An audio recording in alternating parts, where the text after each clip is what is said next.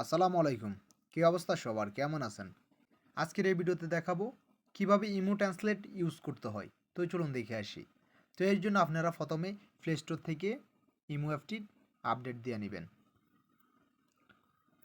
তো আপডেট দেওয়ার পর ওপেনে ক্লিক করবেন। তারপর আপনি যাকে মেসেজ পাঠাবেন ওই ইমোটিকে সিলেক্ট করে দিবেন। তারপর আপনি নিচে এই অপশনটিতে ক্লিক করে দিবেন। এই অপশনটিতে ক্লিক করে দিবেন। তারপর এখান থেকে ট্রান্সলেট এই অপশনটিতে ক্লিক করে দিবেন। তারপর এখান থেকে আপনি টেক্সট লিখবেন, যে কোনো লেখা লিখতে পারেন আপনি।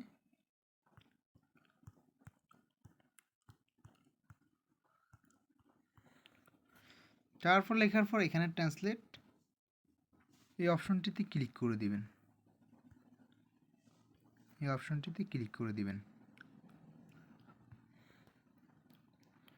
তো এখানে আপনারা দেখতে পারতেছেন লেখাটি ইংলিশ থেকে বাংলা হয়ে গেছে।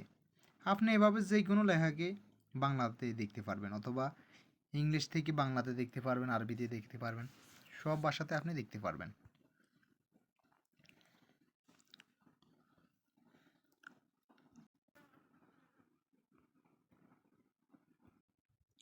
তো এখানে লেখার পর এরপর আপনি ট্রান্সলেট এই অপশনটিতে ক্লিক করে রাখবেন। ক্লিক করার পর এখান থেকে আপনার ল্যাঙ্গুয়েজ অপশনে ক্লিক করে দিবেন। তারপর আপনি লেখাটিকে কিভাবে দেখতে চান, ইংলিশে নাকি হিন্দিতে, এখান থেকে সিলেক্ট করে দিবেন।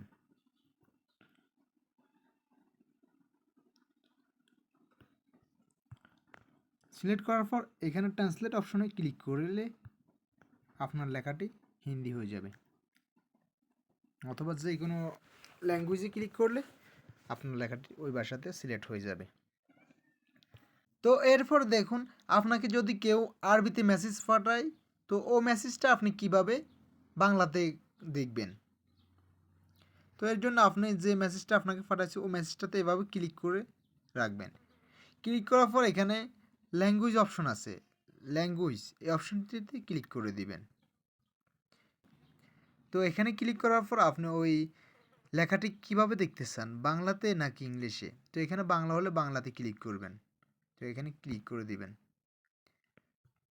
তারপর আপনারা দেখতে পারতেছেন এইভাবে লেখাটি বাংলা হয়ে গেছে। তো আপনারা চাইলে এভাবে ইমো ট্রান্সলেট ইউজ করে ইংলিশ থেকে বাংলাতে দেখতে পারবেন, অথবা আরবিক থেকে বাংলাতে দেখতে পারবেন, যে কোনো ভাষাতে আপনারা দেখতে পারবেন। তো ভিডিওটি ভালো লাগলে অবশ্যই লাইক, কমেন্ট অ্যান্ড শেয়ার করে দেবেন। আল্লাহ হাফেজ। আপনি যদি আমাদের চ্যানেলে একজন নতুন দর্শক হয়ে থাকেন তাহলে আমাদের চ্যানেলটি সাবস্ক্রাইব করে দিন এবং পাশে থাকা বেল আইকনটি অন করে দিন।